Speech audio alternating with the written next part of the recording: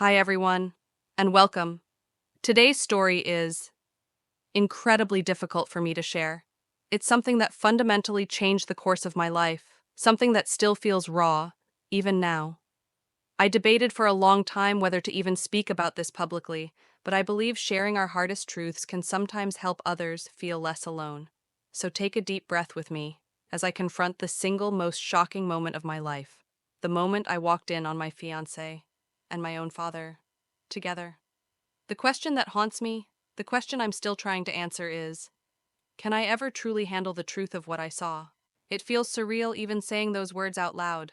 Fiancé, dad, together. It's like a nightmare I haven't woken up from. I'm still deep in the process of trying to untangle the knots of emotion, the confusion, the sheer disbelief. But I want to try and break it down, for you, and maybe for myself too. Let's go back a bit. My fiancé, let's call him Alex, and I had been together for nearly 4 years, engaged for the last two. Our relationship wasn't perfect, no relationship is, but it felt solid. We had built a life together, chosen furniture, argued about laundry, dreamed about the future, kids, travel, growing old.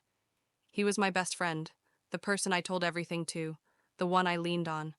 The trust I had in him, it felt absolute, like bedrock. And then there's my dad.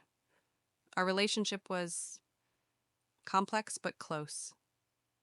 He raised me mostly on his own after my mom passed away when I was young. He was always my protector, my rock. Maybe too protective, in hindsight. He often voiced opinions about my life choices, my friends, and yes, especially Alex.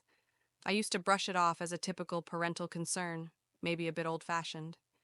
He'd make comments about Alex not being good enough or question his intentions, but it always came wrapped in the language of looking out for me.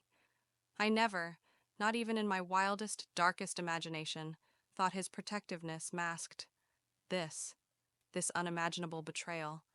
So picture this, a Tuesday evening, completely ordinary. I was coming home a little early from work, planning to surprise Alex, maybe suggest takeout and a movie. The house was quiet when I let myself in, too quiet. I remember noticing little things, Dad's car in the driveway, which was slightly unusual for a weekday evening, but not unheard of. Maybe he'd stopped by to drop something off. I kicked off my shoes, called out Alex's name. No answer. I headed towards our bedroom, thinking maybe he was napping or had headphones on. The door was slightly ajar, and that's when I heard it.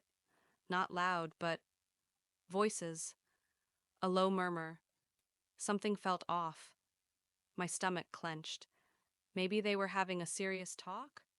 Maybe Dad was finally confronting Alex about something? That's what I told myself in those few seconds walking down the hall. Wishful thinking.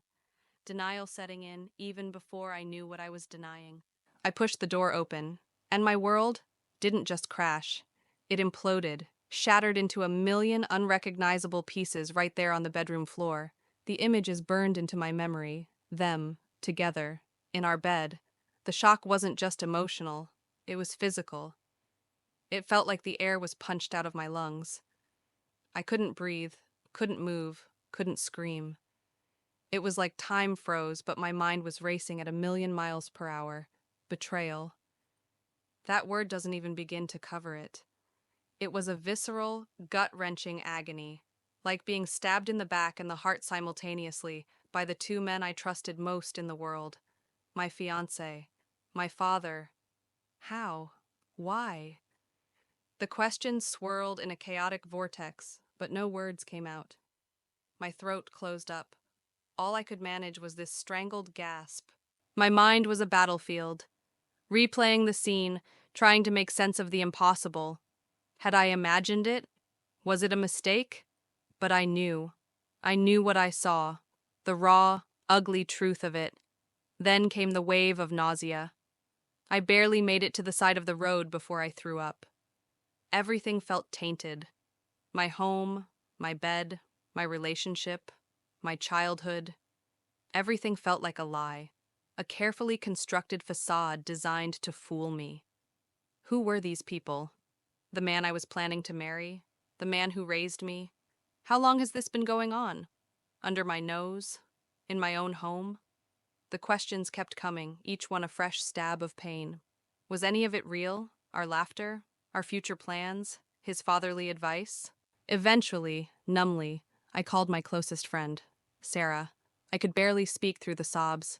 Trying to explain what I'd seen felt like trying to describe an alien abduction. It sounded insane. She listened, bless her heart, didn't interrupt, just let me pour out the fragmented horror. Hearing myself say the words out loud made it sickeningly real. I stayed on the phone with her for hours, parked God knows where, just talking, crying, trying to piece together fragments of coherence in the wreckage.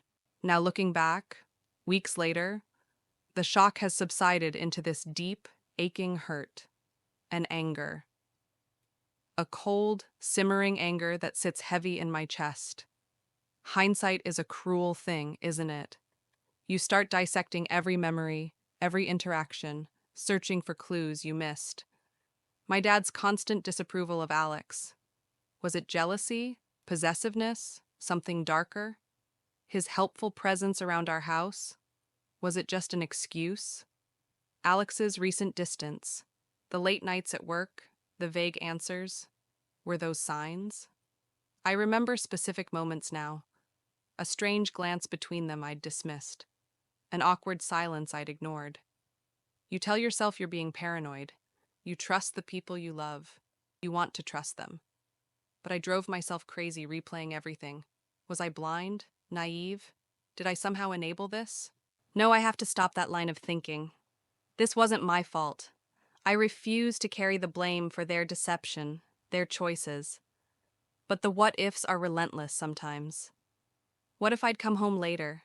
What if I'd never found out? Would I be living a lie right now, blissfully ignorant? Is ignorance truly bliss when the truth is this monstrous? I don't know. So where am I now? In limbo. I haven't gone back to the house. I'm staying with Sarah. Alex has called, texted, and emailed relentlessly. Apologies, excuses, please talk. My dad has tried too, through calls and texts that I can't bring myself to answer. The thought of hearing their voices, it makes me physically ill. Part of me desperately wants answers. The why, the how long. The morbid curiosity is there. Another part of me wants to scorch the earth, cut them both out of my life completely, and never look back.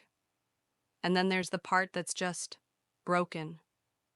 Mourning the loss of two fundamental relationships simultaneously. The fiancé I loved and the father I thought I knew. They're gone, replaced by strangers who did the unthinkable. Healing feels like a distant shore right now. I know I need to talk to them eventually. For my own closure, maybe, but I'm not ready. Not even close. Right now, my priority has to be me, picking up the pieces of my life, focusing on my well-being, my sanity. Therapy is definitely on the agenda. Learning to trust again. Trust anyone. Feels like climbing Mount Everest. But I have to try. One day at a time, sometimes 1 hour at a time, sharing this. It's terrifyingly vulnerable. But maybe, just maybe, my story can resonate with someone out there who feels utterly betrayed, lost in the confusion of having their world turned upside down. You're not alone. If you've ever experienced a profound betrayal, or if you're grappling with trust issues in your own life, I'd genuinely appreciate hearing your thoughts or experiences in the comments below, if you feel comfortable sharing, of course. Sometimes knowing others have navigated similar darkness can be a small light.